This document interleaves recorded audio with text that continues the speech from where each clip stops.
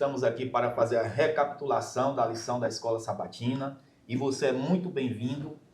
Te peço que interaja conosco, participe, deixe seu comentário, faça suas perguntas, porque estamos aqui para te responder. Convido você a pegar sua Bíblia, porque iremos agora fazer a recapitulação. Estamos iniciando mais um trimestre, um novo trimestre, e o tema geral desse trimestre será alusões, imagens e símbolos. Como estudar a profecia bíblica. Olha que tema interessante, né? A profecia bíblica ela é motivo de... Algumas pessoas, quando ouvem falar de profecia, têm medo, outros têm receio, outros ficam fascinadas. Entendeu? E nós vamos estudar agora, a partir desse trimestre, né? A partir de hoje, começa esse trimestre, como devemos estudar a profecia. Nós sabemos que a profecia bíblica ela é recheada de simbolismo, de alusões, de imagens. Então, muita gente não consegue entender como que deve ser interpretado esses símbolos. E essa lição ela vai trazer para a gente, né, essas ferramentas de como interpretar essas simbologias e estudar corretamente as profecias, tá bom? Então, já pegue sua Bíblia aí e se prepare, porque iremos fazer essa recapitulação.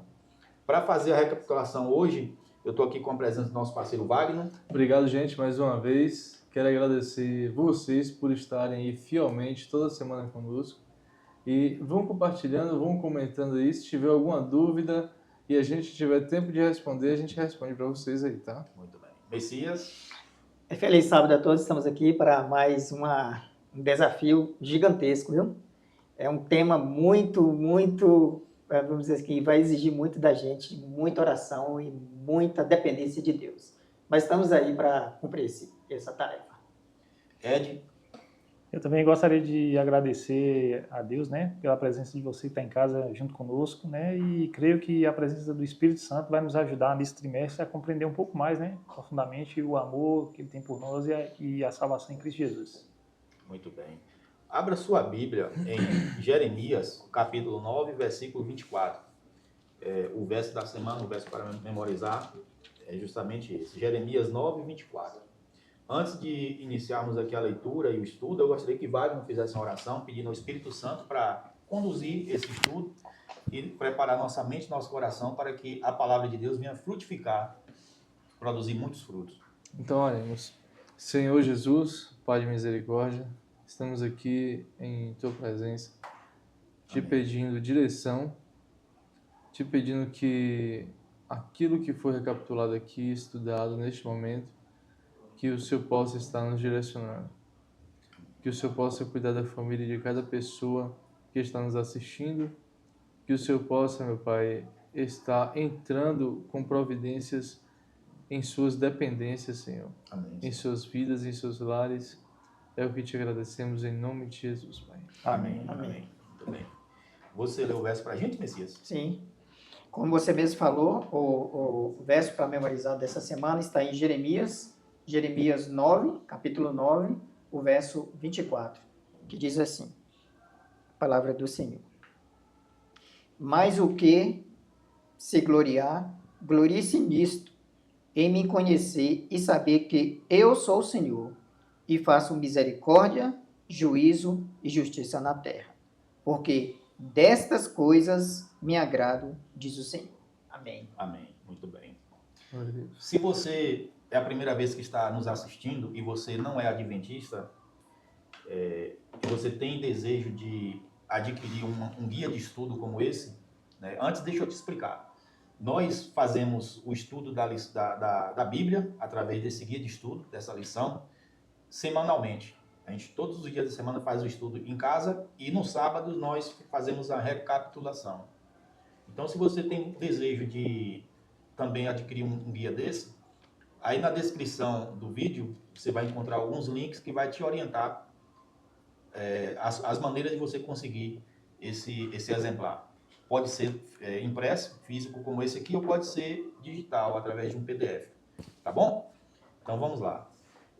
O tema da semana, o tema geral, como nós vimos aqui, do trimestre, será alusões, imagens e símbolos, como estudarmos a profecia. E o tema da semana é alguns princípios da profecia. Iremos ver aqui que a profecia ela não deve ser lida e entendida de qualquer maneira, existem formas corretas de se interpretar a profecia bíblica.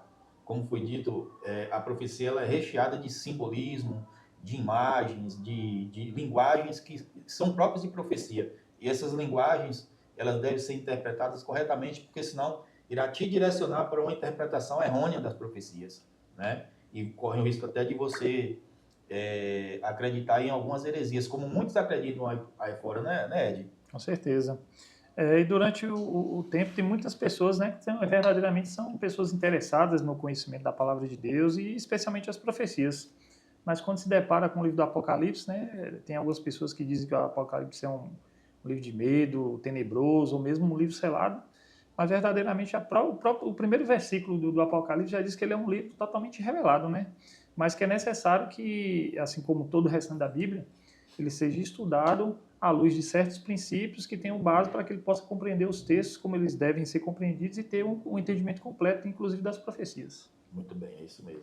É uma coisa, gente, falando sobre os temas proféticos, hoje a gente vê uma dissensão muito grande em relação a esse tema, né? E assim, muitas pessoas, até o século XVII, elas tinham uma compreensão em comum sobre o que significava as profecias. Eles estudavam, os primeiros cristãos, após a Idade Média, eles pesquisavam, se aprofundavam e tinham um consenso. Mas aí, com a vinda de muitas denominações pentecostais, neopentecostais, os evangélicos atuais, aí cada uns decidiram se afastar do conhecimento das profecias, se abster. Interpretações diferentes, né? Isso. E outros começaram a dar muitas interpretações. E interpretações equivocadas. Porque é igual nós estávamos conversando, né, gente? Uma coisa significa exegese, né? Dois termos gregos, exegese e eisegese. Exatamente. Então, assim, a exegese você extrai da Bíblia, né, dos livros bíblicos, aquilo que o texto está querendo dizer. Exatamente. E você não cria um pretexto. Já na exegese, o que é que você faz? Você coloca a sua compreensão naquilo que aquele versículo isolado está querendo dizer. Então, assim, começaram a surgir várias teorias. No século XVIII começou a vir a teoria do arrebatamento secreto, né? E nós tivemos também uma grande influência do Espiritismo em relação à imortalidade da alma. Então, cada um veio trazendo dos seus ambientes antigos ali aquilo que eles mais compreendiam. Mas o conceito bíblico correto é aquele que você debruça sobre a Bíblia, que você começa a examiná-la e tirar dela o que ela está querendo dizer, né? Exato. Deixar que o próprio texto se interprete, né? Exatamente. É um dos segredos da Messias, de interpretar corretamente a profecia, é deixar que a própria Bíblia, ela se interprete, porque, como disse Isaías, para você entender corretamente toda a Bíblia, não só profecias, tem que ser examinado sobre determinado assunto, um pouco aqui, um pouco ali. Ou seja, de um determinado assunto, você tem que estudar o que a Bíblia toda diz. E aí você vai deixar que a própria Bíblia se explique, como tem, por exemplo, o livro de Daniel, que é um dos livros proféticos, ele mesmo dá a explicação do que são aquelas visões e símbolos que aparecem nas visões de Daniel, não é isso? Isso, e não só o livro de Daniel, mas sim toda a Bíblia. Sim. Não é? E a gente tem que fazer uma distinção entre duas coisas, né? O que é literal na palavra de Deus e o que é simbolismo. Não é? Tem muita coisa que a pessoa acha que é simbolismo, mas é literal. Da mesma forma que é simbólico, eles acham que aquilo ali é literal. Então tem essa confusão. Exatamente. Para a gente precisa de um guia seguro para a gente não extrapolar no estudo da Bíblia, não ir para linhas erradas, sabe? E existe, e falando assim, o Wagner até falou aqui sobre as maneiras de interpretação, né? A gente sabe, né, no cristianismo, no mundo corrente do cristianismo, que existe basicamente quatro formas de se interpretar a Bíblia. Né? Existe o preterismo, Exato. que joga as profecias para o passado, Sim. né? E existe também o futurismo, que joga as profecias para o futuro. Então, muitos acham, né, que as profecias já se cumpriram no passado, né?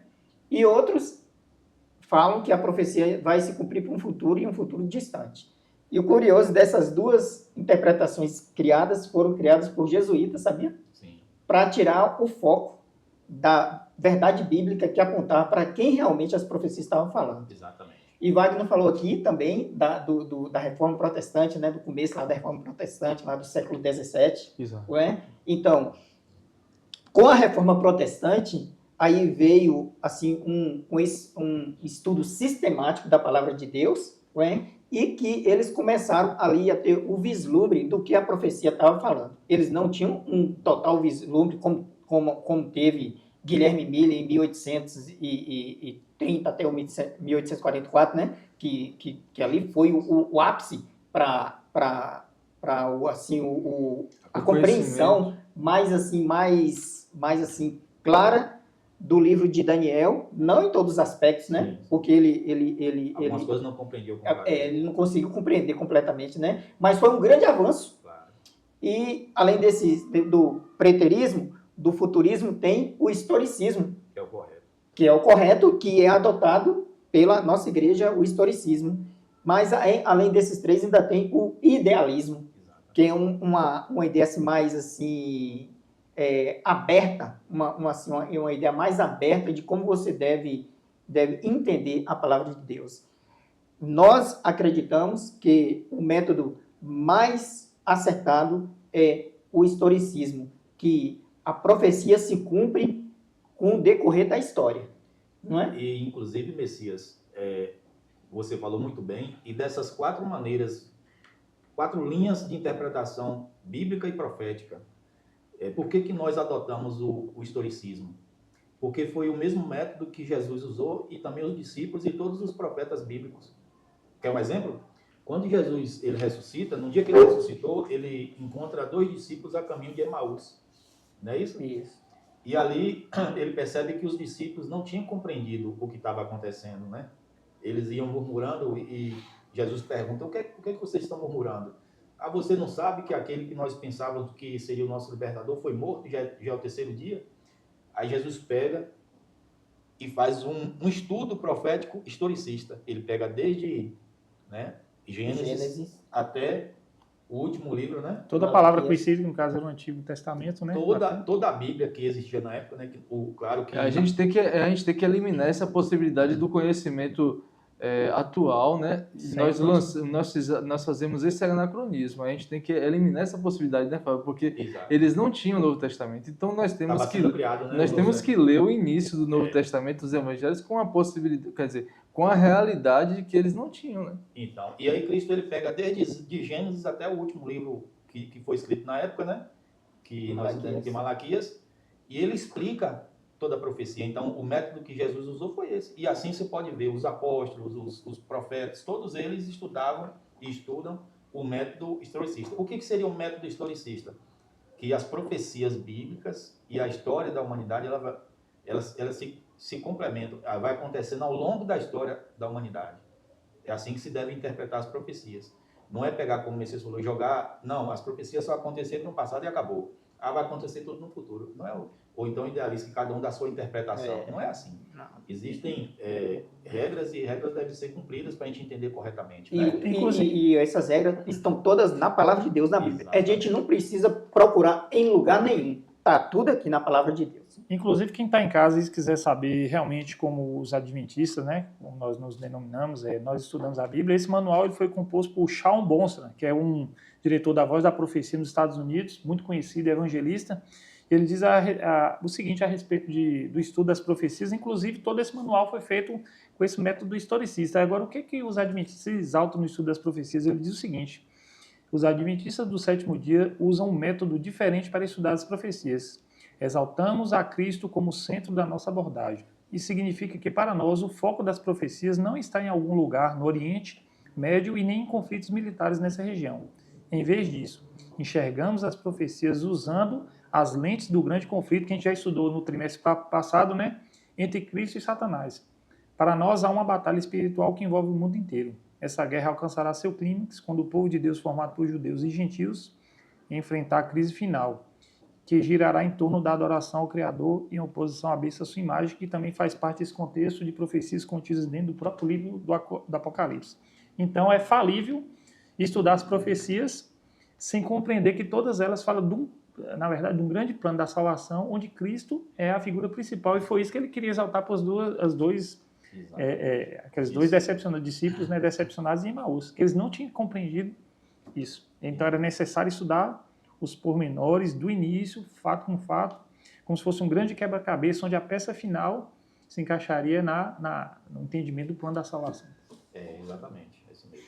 E quando se fala em profecias, principalmente o Apocalipse, no meio cristão, as pessoas entendem que quando se fala de profecia, está se falando de Apocalipse.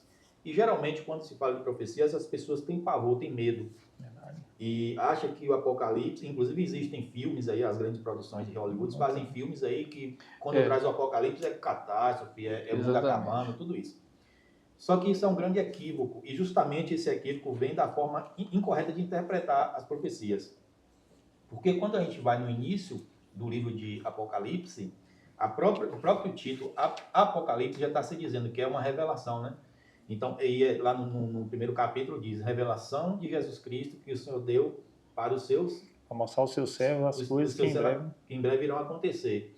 E mais adiante diz assim, bem-aventurado aqueles que lê e os que ouvem as palavras dessa profecia.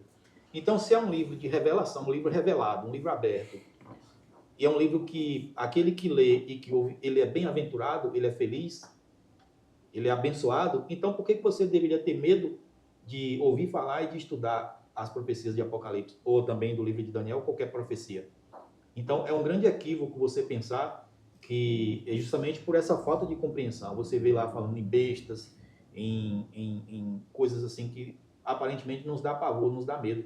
Só que você interpretando, pegando as chaves corretas para interpretar esses símbolos, você vai ver que o livro de Apocalipse é um livro de bênção, um livro de esperança. E eu, particularmente, oro a Deus para que tudo que está no Apocalipse se cumpra rapidamente, porque eu quero ver Jesus voltar. Eu também. E no livro de Apocalipse deixa muito claro que no final nós venceremos em Cristo, nós seremos salvos e viveremos eternamente sem morte, sem dor, sem sofrimento, sem angústia, sem separação, né, de entes queridos. Então, que coisa maravilhosa. Só bênçãos, hein? Só bênçãos. Por que eu teria medo de um livro desse? Por que eu não estudaria um livro desse? A mensagem principal do Apocalipse não é a mensagem de medo, terror, pavor ou desesperança, se é que existe essa palavra, mas é o contrário. Exatamente. O livro do Apocalipse é um livro que nos leva a confiar em Deus, ter certeza de tudo aquilo que Ele prometeu, realmente Ele vai nos conceder, e um livro que dá paz e segurança a respeito do futuro, da felicidade de todo um povo que crê num Deus que vai voltar e vai eliminar todas essas mazelas que a gente vive aqui, né? E aquela situação também, né? Quando Deus ele chamou tanto Daniel como João, né? Em momento futuro, para poder eles ficarem incumbidos, né? De ser os escritores, né? Daquelas revelações ali. O que acontece? Eles não tinham conhecimento de tecnologia alguma moderna que nós temos hoje, obviamente. Então, eles, quando iriam escrever, eles tinham que pegar daquilo que eles viam em meio à natureza, no contexto social e daquela época, aquilo que eles tinham para poder expressar o que significava aquelas profecias. Então, o que eles tinham em mente era imagens de animais, por mais que aquilo que eles viam era realmente aquilo, mas quando eles iriam transcrever aquilo ali, quando eles iriam escrever esses livros, eles tinham que pegar imagens que eles viam de animais, né? E quando a gente vai parar para analisar muito bem, foi a melhor forma disso, foi a melhor forma que aconteceu, foi isso ter acontecido. Por quê? Um exemplo, se tudo ficasse aberto e logo aquilo que eles escrevessem viesse logo em seguida com a revelação, esse nosso livro, nós não teríamos a Bíblia, nós não teríamos o livro de Apocalipse e Daniel, porque tudo teria sido queimado, Exato. teria sido destruído. Então pense aí, você tem uma revelação, é algo para o futuro.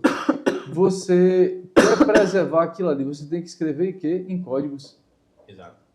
Então, se você tem que escrever em códigos, você tem que fazer isso para aquilo ficar preservado. Ou seja, os líderes daquela época, eles não vão se importar em ler, porque nem eles mesmos vão compreender.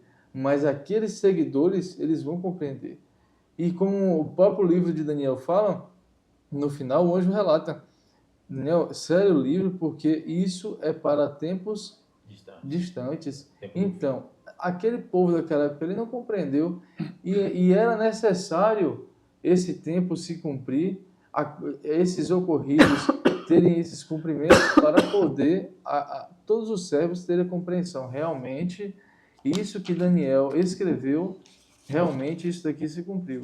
Como a passagem dos reis da Babilônia, Média Pérsia, Grécia, Roma papal, e isso aí está se cumprindo até hoje. E aí o ingrediente principal para o estudo das profecias, às vezes não é um dicionário ou um comentário bíblico ou concordância, como o Vá falou. O ingrediente principal é o tempo. Exato. As profecias, o estudante da Bíblia das profecias, ele precisa respeitar o tempo de cada profecia.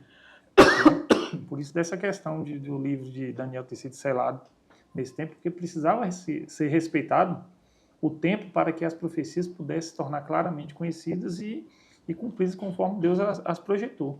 E no Apocalipse já é o tempo dessas profecias que foi dito lá atrás, que era um livro, ao invés de ser selado, um livro aberto, um livro compreendido, né, por todos aqueles que lessem.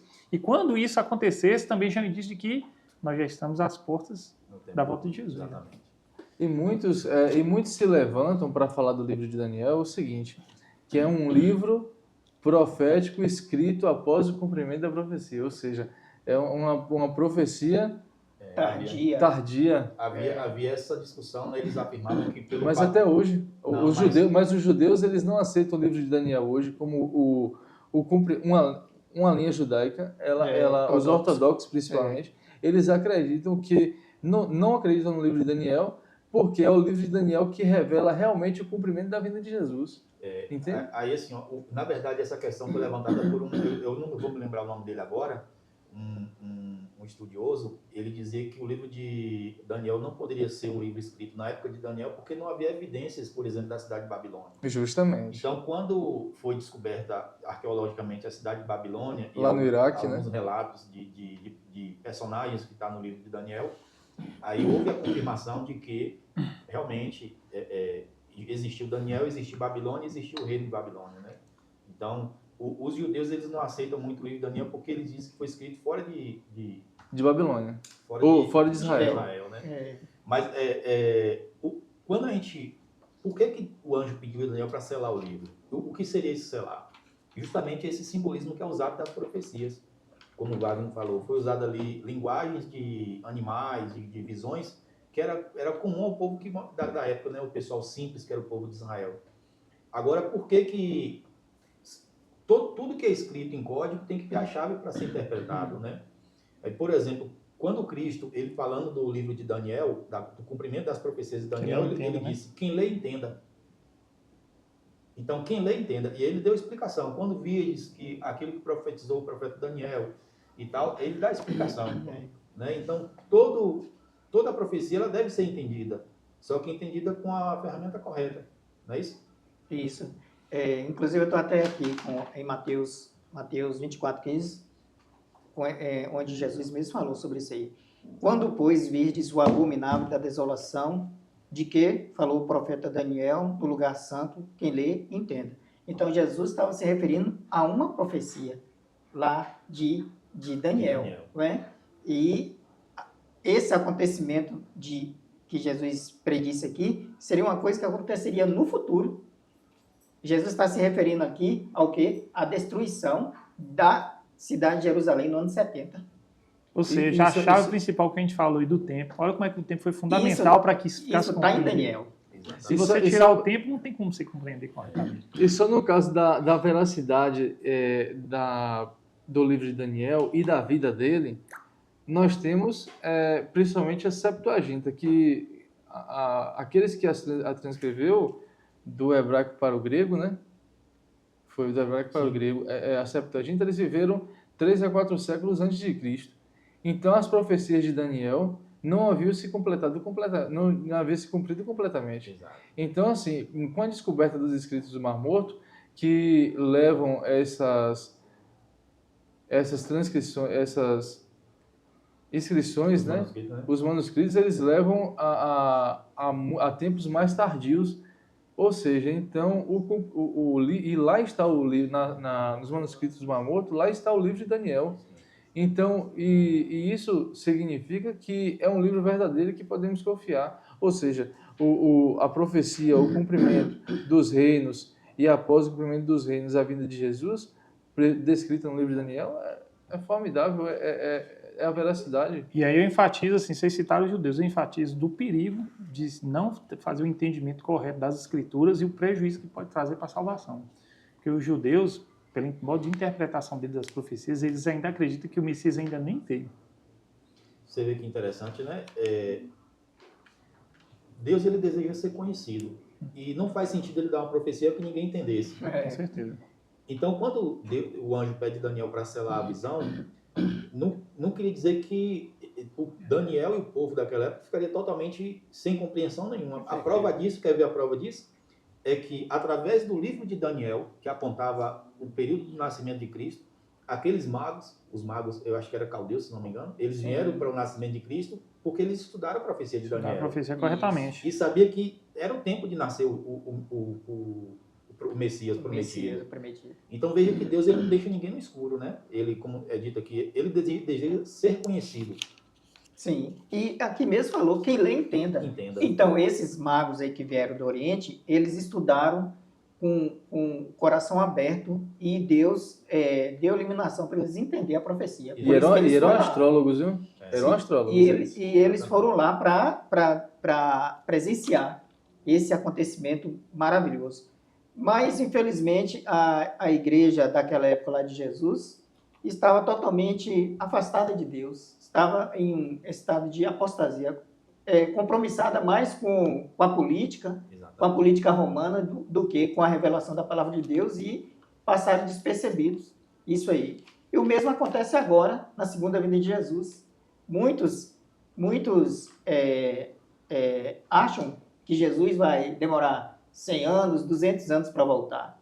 E sabemos que não, porque a profecia está se cumprindo diante dos nossos olhos. E a gente vai discorrer sobre isso aqui ao longo desse trimestre, falando sobre esses acontecimentos que estão acontecendo diante dos nossos olhos. Nós somos pessoas privilegiadas, porque a gente está acompanhando a profecia se desenvolvendo bem na nossa frente. E nós somos esses espectadores aí, precisamos tomar a decisão lá de Jesus. Muito bem, eu quero aproveitar e convidar você a participar. Se você tem alguma dúvida com relação à profecia, a entender algum símbolo, deixe a sua pergunta, faça seu comentário, que iremos, na medida do possível, responder, tá bom?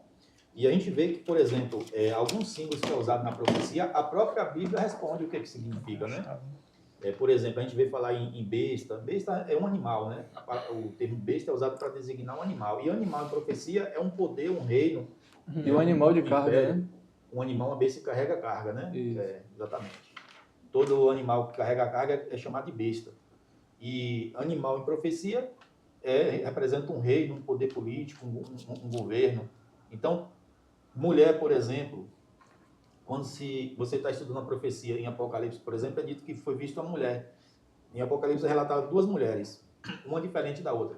A mulher pura, vestida né? Que também é um simbolismo, né? Vestido de branco também é um simbolismo. Vestido de sol com a lua na cabeça e tinha 12 estrelas. Isso representa a igreja de Deus, né? E quando vê aquela mulher montada na besta, que é vestida como uma prostituta, representa uma igreja apostatada. Então, a própria profecia vai se explicando. Quando a gente usa o método correto, deixar que o texto se explique. Aí você não tem dificuldade de entender, né? Tem muitas pessoas que esperam aparecer uma besta, um animal, que terrível, um medo. Não vai ser assim. O animal ali representa um poder, um reino que surge no mundo para governar e oprimir o povo de Deus. Então é muito simples. E é muito importante, Fábio, e nós que estamos aqui e vocês que estão aí nos acompanhando, a gente dá um ponto mais aqui sobre a igreja, sabe? Porque, infelizmente, não é? A gente sabe que nós estamos em grande conflito, né? E o inimigo faz de tudo para que você não conheça a verdade. Mas estamos aqui para a gente, através da palavra de Deus, a gente ter uma visão mais clara. E a gente vai ver desse conceito de igreja aqui na palavra de Deus, aqui Sim. em Apocalipse 12 mesmo, fala assim: Muito bem. viu-se um grande sinal no céu, a saber, uma mulher vestida do sol, com a lua debaixo dos pés e com a coroa de 12 estrelas na cabeça. Aqui está falando de uma mulher, viu-se um sinal grande no céu, a saber, uma mulher. Aí a gente vai saber o que representa a mulher, mas a Bíblia que vai falar. Não eu vou tirar da minha cabeça que essa mulher é uma pessoa. Por exemplo, muitos acham que esse aqui é Maria, mãe de Jesus. Tem nada a ver, nada a ver, nada a ver. Olha bem o que a palavra de Deus fala. Vamos agora para Efésios 5, 31 e 32. Vamos para Efésios. É a chave. A palavra de Deus que vai dar interpretação. Não é da minha cabeça, não, que a gente vai tirar a interpretação falando o que eu quero. Está tirando da Bíblia. Não é isso, não, que a gente estuda a profecia. Em Efésios 5, aqui já fala o que é a mulher. Preste bem atenção para vocês entenderem. 5, 30, 5, 31 e 32. Vamos ler aqui, né? Diz assim a palavra de Deus. Aqui, a palavra de Deus vai falar o que representa mulher na profecia. Eis, porque deixará o homem a seu pai e sua mãe, e se unirá à sua mulher, e se tornará os dois uma só carne. Grande é esse mistério, mas me refiro a Cristo e à igreja. Então, mulher é Ou igreja. seja, Cristo ele é o noivo e a noiva é a igreja. A igreja. Agora eu vou tirar da minha cabeça que essa mulher de Apocalipse 12 é uma pessoa? Não. E dentro do próprio Evangelho, Jesus cita várias parábolas onde ele enfatiza ele como noivo e a mulher como sendo a sua igreja também, né? Que ele ajuda até a ter compreensão melhor. Alguns judeus e alguns cristãos também interpretam que a noiva é a cidade de Jerusalém. Porque em Apocalipse diz, né? Então vi a cidade descer ataviada com uma noiva. Isso não, a noiva não é a igreja, a noiva é a cidade de Jerusalém. Então é uma forma incorreta de interpretar, Com certeza. porque eles estão pegando só um texto e não estão pegando todo o contexto, como a gente faz no método historicista. Ou seja, a chave para a compreensão das profecias é a gente saber o que é literal e o que é simbólico. Agora, Exato. o que vai determinar a compreensão correta? A própria escritura, ela precisa da chave para a interpretação. Isso. E isso só vai ser possível se o próprio Espírito Santo for auxiliador e for aquele que ensina a verdade. Sem ele, a compreensão, a falha do ser humano vai levar ele a caminhos diferentes, criar doutrinas que vão deixar o ser humano sem a completa compreensão. Porque Deus ele quer se revelar. Se ele quer se revelar, como o Fábio falou, ele não vai deixar o ser humano viver às cegas ou sem a compreensão correta. Agora, é preciso respeitar os princípios que a própria Bíblia vai dizer quais são e fazer um estudo verdadeiramente com a intenção de conhecer a verdade. Né? Ed tocou num ponto que para mim é crucial, é fundamental, para você entender a Bíblia como um todo, inclusive as profecias. Se você não tiver o Espírito Santo lhe orientando, não adianta, você vai ler toda a Bíblia, usar todas as ferramentas e não vai compreender. O Senhor Jesus Cristo falou assim, importa que eu vá, porque se eu não for, o Consolador não virá. Mas se eu for, eu vos enviarei o Consolador. E quando ele vier, os conduzirá a toda a verdade. Então, é o Espírito Santo que nos conduz às verdades. Existem verdades bíblicas que a gente não conhece ainda, porque são mistérios, mas o Espírito Santo vai nos revelar. Na hora certa. Na hora certa, vai nos revelar. Deus não quer que ficamos no escuro, como foi dito aqui. Ele quer que nós o conheçamos para ele nos salvar. Então, se Deus quer nos salvar através de sua revelação, é o Espírito Santo que vai nos conduzir a essas verdades. Então, sem o Espírito Santo, não adianta você usar exegeses, usar saber interpretar os símbolos, nada disso vai. Calculadora. É o Espírito Santo. Exatamente. Buscar qualquer tipo de ferramenta humana é falível para estudar as Então, o Espírito Santo é fundamental. E aí uma coisa, gente, eu discordo de qualquer descoberta, de qualquer interpretação que venha de um homem só.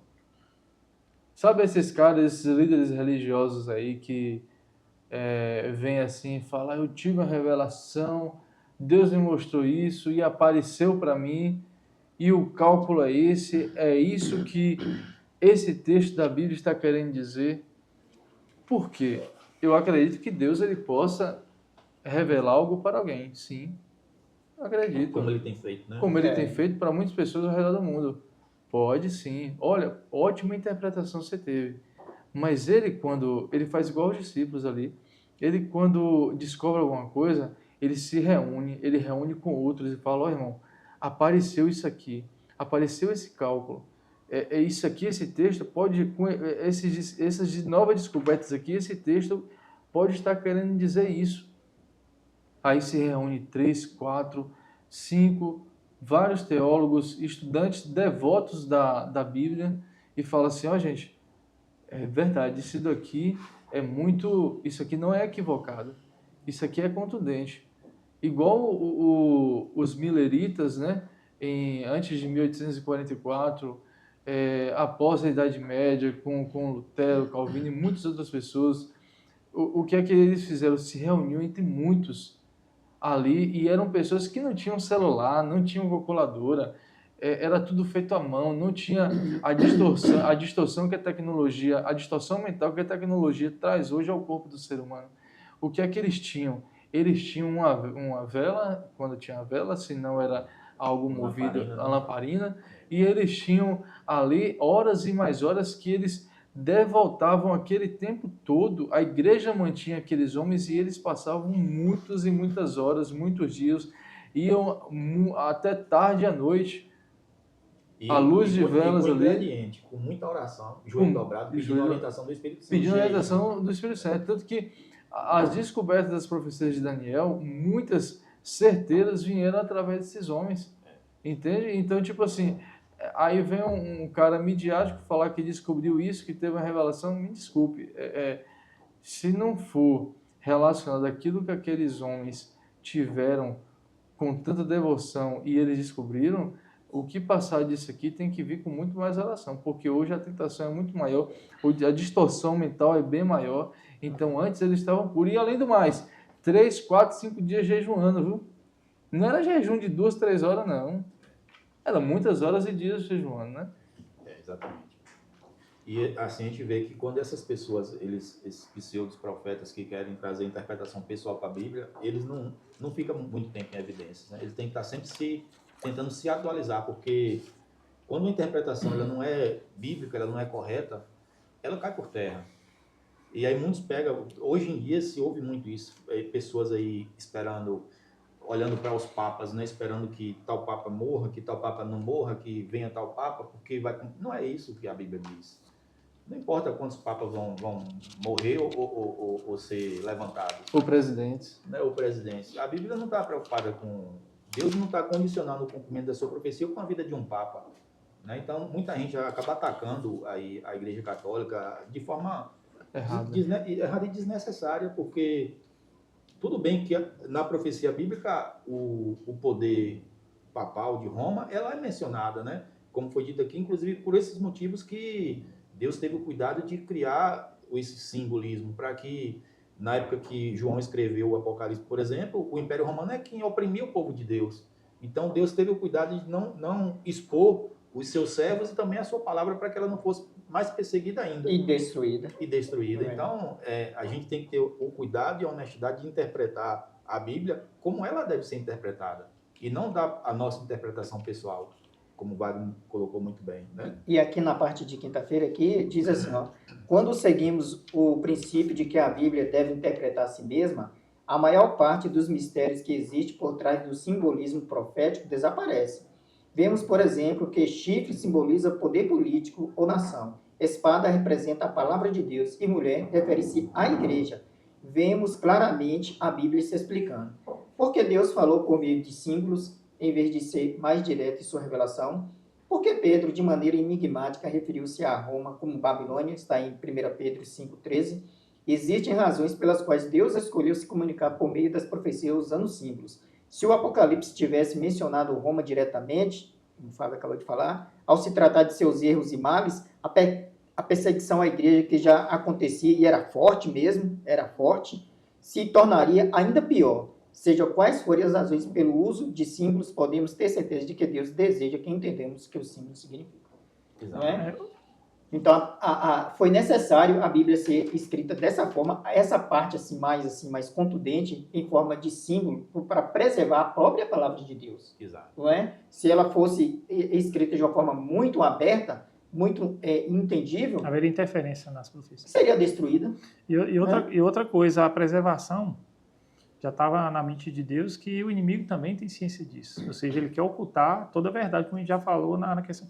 E Deus, ele vai respeitar as suas regras de engajamento que a gente já estudou, ou seja, as regras. Então, ele precisava respeitar o tempo. Só que o inimigo não quer que respeite nada, para que seja oculta toda a verdade. Então, a intenção de textos e profecias, em certos momentos, forem escritos em forma de símbolos, é para preservar a sua palavra e respeitar o tempo devido para que ela se cumpra e aconteça, né? Para que tudo seja estabelecido e demonstre que verdadeiramente Deus é onisciente de todas as coisas e ofereceu aquilo que é necessário para o ser humano não ser enganado e receber aquilo pelo qual ele desenhou o ser humano, que é ser salvo. No meio de toda essa confusão, de todas essas questões, muitas pessoas às vezes se perguntam, né? Mas diante de tanta confusão, usando-se a mesma Bíblia, tem como eu enxergar a verdade? Tem. Sim. E um dos objetivos da palavra de Deus aqui, mesmo que a gente não consiga compreender tudo, o objetivo principal a gente vai conseguir entender, que é a nossa salvação. Exatamente. A Bíblia vai deixar claro aqui da nossa necessidade de Jesus, de aceitá-lo como Senhor e Salvador da nossa vida e ser obediente à sua palavra.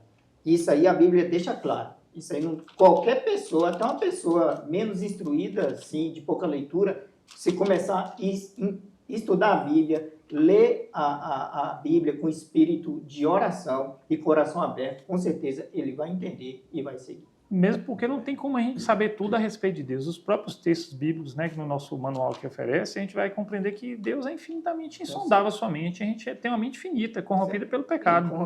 E a gente às vezes se perde e é distraída a focar em querer saber tudo a respeito de Deus, tudo a respeito de algumas questões que não é necessário. E aí eu cito apenas um versículo que está lá em Deuteronômio 29, para encerrar minha participação, e diz assim: as coisas encobertas pertencem ao Senhor, nosso Deus, porém, as reveladas nos pertencem a nós e a nossos filhos, para sempre, para que cumpramos todas as palavras dessa lei. A palavra dessa lei nos diz que tem um plano da salvação e o foco do estudo da Bíblia é Jesus Cristo e o que ele veio fazer por nós aqui.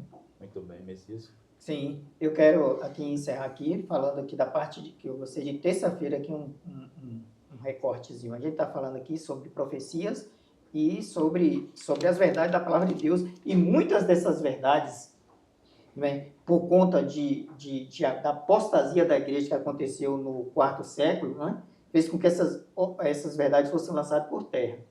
E por isso que hoje as pessoas têm a compreensão equivocada. E aquela lição foi muito pontual e feliz em fazer isso aqui. Diz assim, ó: por outro lado, e sem julgar a salvação individual das pessoas, pense na escuridão que envolve a cristandade.